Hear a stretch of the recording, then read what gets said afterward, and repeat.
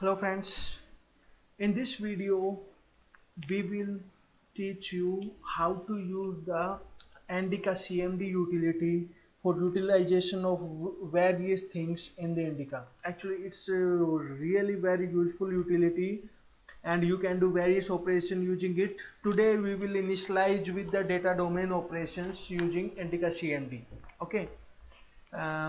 So data domain, what is the data domain? Actually data domain, if you will go in the definition, it is the like set of one or more dgraph process that together handles end user query requests. Okay, so for us like simple understanding, let's assume data domain a space on the hard disk where your data is stored and from where you retrieve your data. It uses the indexes for storing and retrieving the data, and these indexes are helpful for retrieving the data fast. So whatever you load using the Endeca server, that is stored in the Endeca domains. So like simple database, we create the table, after that we load the tables in the database, after that we select from the table. Same thing is there, we create the data domain, we load the data into data domain, after that we retrieve the data from the data domain. So first of all let's start our first operation. Okay, so where is the Endeca-cmd? When you will install your Endeca server, if you are using non-SSL version, you will find the SSL option while you are installing the Endeca. If you are using the non-SSL version, Endeca-cmd command will be in this folder, and your Oracle home wherever you have installed the Endeca server. After that Endeca server, this is the version of the Endeca server, and you will find Endeca-cmd folder there. Okay, inside this cmd folder you will find the Endeca-cmd. Let me show for the non-SSL version. There, this is my Oracle home, this is the Endeca server folder, this is Endeca-cmd folder, and inside it there it is residing. So Endeca-cmd command. If you are using SSL version, then let me show you. If you are using the SSL version, then it will be inside this user project domains, and inside that Endeca domain and Endeca server and bin folder. Let me show there also. This is my Oracle home.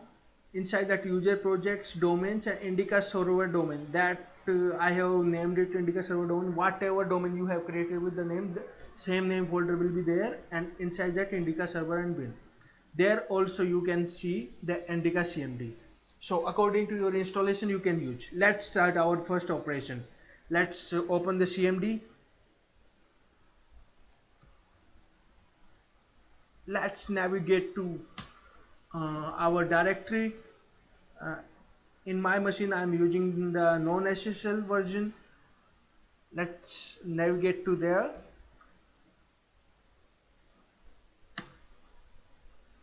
Let's create a domain. So first of all we need to use Endeca-cmd there. After that, create dd. For the creating of a domain we use create dd keyword, and the name of the domain what you want to create. Okay, let's take any name. Let's take employee. Okay, emp.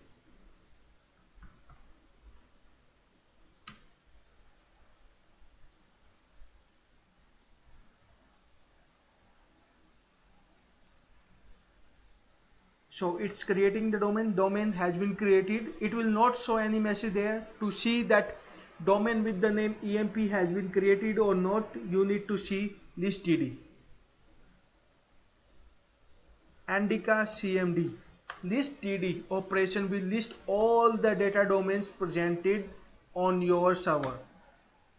So emp is enabled, means our data domain is created and it is enabled. So if you want to see the properties of this data domain, you can see with get dd command. Okay, Let's fire the getDD command. Endeca-cmd getDD and give the name of the data domain. You can see the property of this data domain. These properties are set as part of the domain profile, data profile. Okay, this profile things we will see in the later video. Okay, now on let's concentrate on the data domain only. So we have seen the create dd, we have seen the this list dd command, we have seen the get dd. Let's check our that our data domain is working fine or not. Okay, go to the studio. Okay, uh, from the front end you can see this thing.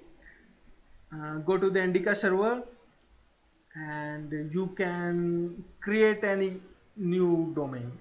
Okay, uh, let's create this thing emp same. Okay, there I have emp, any name you can give data domain name. So we have created emp. Okay, this is the port where our server is installed. This is the server where server IP. Okay, validate format is valid, but it is not able to connect. Let's okay.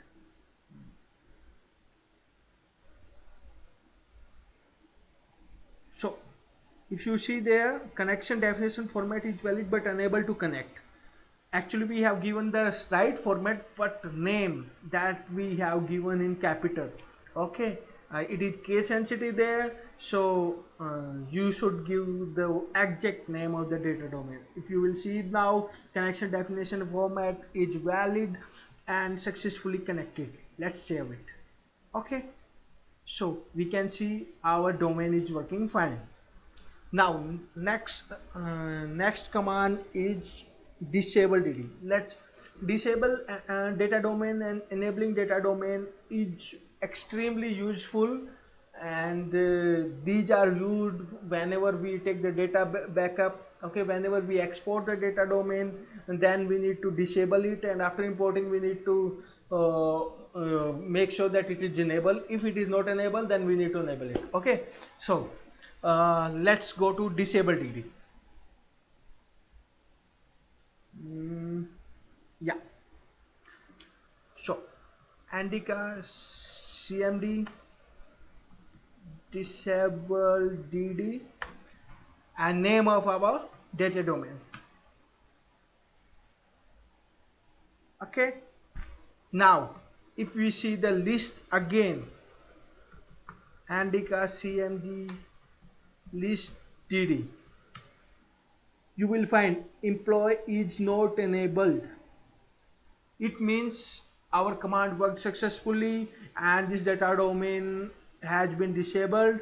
If you want to check from there, you can check the test connection, the employee which were working fine, now connection failure. Okay, now let's enable it. Okay, Endeca-cmd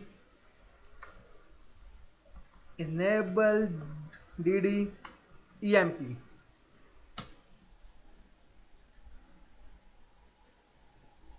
Now it will enable our data domain. You can check that thing from the list dd also. You can check from the front end also.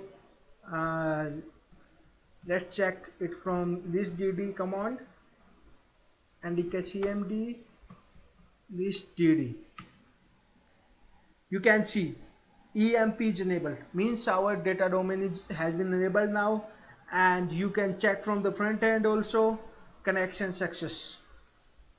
Okay, now delete dd. Now we don't want to keep it. Okay, we want to delete these things. Delete dd emp.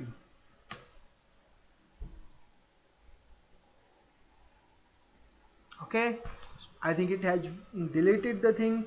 Let's see list dd command, Endeca-cmd